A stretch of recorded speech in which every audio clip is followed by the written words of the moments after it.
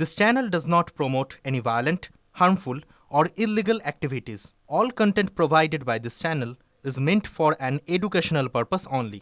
রাজ্য জুড়ে এসআইআর নিয়ে পাল্টা আবার কর্মসূচি বিজেপি। ডিও এই ইআরওদের ভূমিকায় ক্ষোভ বিজেপির। পক্ষপাতমূলক আচরণের অভিযোগে রাজ্য জুড়ে বিক্ষোভ কর্মসূচি বিজেপির। প্রদীপ্ত রয়েছেন আমাদের সঙ্গে, সরাসরি প্রদীপ্তর কাছে চলে যাবো। প্রদীপ্ত, এবারে এসআইআর নিয়ে রাজ্য জুড়ে বিক্ষোভ কর্মসূচি বিজেপিরও।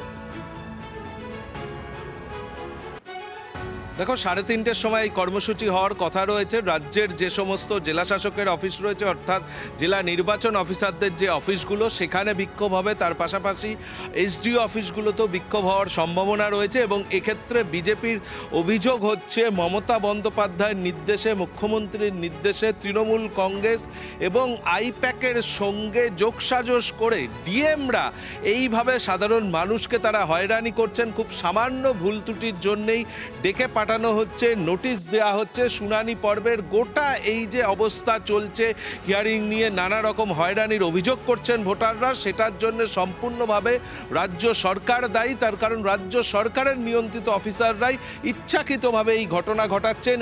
তারই প্রতিবাদে কিছুক্ষণের মধ্যে তারা জমায়েত শুরু করবেন বিভিন্ন জেলাতে। কিন্তু যেহেতু মাধ্যমিক পরীক্ষা চলছে, ফলে মাধ্যমিক পরীক্ষা শেষ হবে 3টের পর, এবং সে কারণেই 3:30, 3:40-45 নাগাদ রাজ্যের সমস্ত যে ডিএম অফিস রয়েছে তার সামনে তারা বিক্ষোভ করবেন বলেই এখনো পর্যন্ত জানা যাচ্ছে। একেবারে আপডেটের দিকে তুমি নজর রাখো, আপাতত তোমাকে ধন্যবাদ।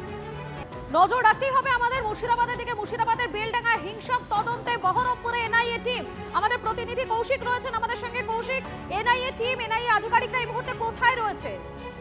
দেখো, এনআইএ আধিকারিকরা এই মুহূর্তে কিন্তু বেলডাঙ্গা শহরে রয়েছে, এবং আজকে কিন্তু প্রথমে বেলডাঙ্গা থানায় যেমনটা আসে, সেরকম বহরমপুরে জেলার যে সাইবার ক্রাইম থানা রয়েছে সেখানেও যায়, এবং এর পাশাপাশি বেলডাঙ্গা পৌরসভা, সেই বেলডাঙ্গা পৌরসভাতেও যায়, এবং বেলডাঙ্গা পৌরসভা পৌর বিচার সঙ্গে কথাও বলেন। এবং সেখান থেকে কিন্তু সিসিটিভি ফুটেজ সংগ্রহ করার জন্য তারা সেই বেলডাঙ্গা পৌরসভায় যান। কারণ যে এলাকায় ঘটনা ঘটেছিল, যে পাটরাহা মোড় রেলগেট এলাকায়, সেখানে যে ভাঙচুরের ঘটনা ঘটেছিল, সেই সমস্ত বিষয় খতিয়ে দেখার জন্য এবং সেই সমস্ত ফুটেজ খতিয়ে দেখার জন্য কিন্তু সেই যে সিসিটিভি ফুটেজ সেগুলো সংগ্রহের জন্য যায়। কিন্তু সেখানে যে পৌরসভা পক্ষ থেকে জানানো হয়েছে সেগুলো থানার কাছে দেওয়া আছে, থানার কাছে পাওয়া যাবে। তবে সব রকম সহযোগিতা করতে তারা প্রস্তুত। তবে এরপরে তার পরবর্তীতে কিন্তু এনআইএর যে তদন্তকারী দল সেই বেলডাঙ্গা পৌরসভা থেকে বেরিয়ে স্টেশন সংলগ্ন, যে বেলডাঙ্গা স্টেশন সংলগ্ন এনআইএর আধিকারিকেরা তারা বেলডাঙ্গার বিভিন্ন জায়গায় যাচ্ছেন, বিভিন্ন তথ্য তারা সংগ্রহ করছেন। আপডেটের দিকে তুমি নজর রাখো, আপাতত তোমাকে ধন্যবাদ। শুভেন্দু অধিকারী সহ রাজ্যের বিরোধী দলনেতাদের নিরাপত্তা নিশ্চিত করার জন্য রাজ্যকে নির্দেশ এবার হাইকোর্টের প্রধান বিচারপতি। বিরোধী দলের কোনো নেতার উপর যাতে হামলার ঘটনা না ঘটে তা নিশ্চিত করতে হবে রাজ্যকে, নির্দেশ প্রধান বিচারপতি। বিরোধী দলনেতা শুভেন্দু অধিকারী দায়ের করা মামলার প্রেক্ষিতেই নির্দেশ আদালতে। পরবর্তী শুনানি আগামী 18 ফেব্রুয়ারি। আরও একবার জানাই আপনাদেরকে, শুভেন্দু অধিকারী সহ রাজ্যের বিরোধী নেতাদের নিরাপত্তা নিশ্চিত করার জন্য রাজ্যকে নির্দেশ এবারে হাইকোর্টের প্রধান বিচারপতি। বিরোধী দলের কোনো নেতার উপর যাতে হামলার ঘটনা না ঘটে তা নিশ্চিত করতে হবে রাজ্যকেই, নির্দেশ প্রধান বিচারপতি। বিরোধী দলনেতা শুভেন্দু অধিকারী দায়ের করা মামলার প্রেক্ষিতে নির্দেশ আদালতে। পরবর্তী শুনানি 18 ফেব্রুয়ারি।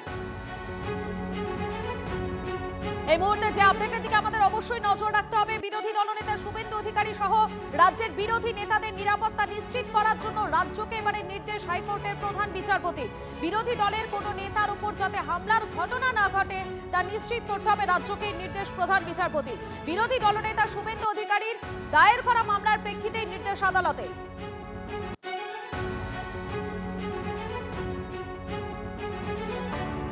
এই মুহূর্তে সব থেকে বড় আপডেটের দিকে আমাদের নজর রয়েছে। বিরোধী দলনেতা শুভেন্দু অধিকারী সহ রাজ্যের বিরোধী নেতাদের নিরাপত্তা নিশ্চিত করার জন্য রাজ্যকে নির্দেশ হাইকোর্টের প্রধান বিচারপতি। বিরোধী দলের কোনো নেতার উপর যাতে হামলার ঘটনা না ঘটে তা নিশ্চিত করতে হবে রাজ্যকে, নির্দেশ প্রধান বিচারপতি। পথশ্রী প্রকল্পের রাস্তা তৈরিকে কেন্দ্র করে দুই গোষ্ঠীর মধ্যে সংঘর্ষ, আহত উভয় পক্ষের 8 জন।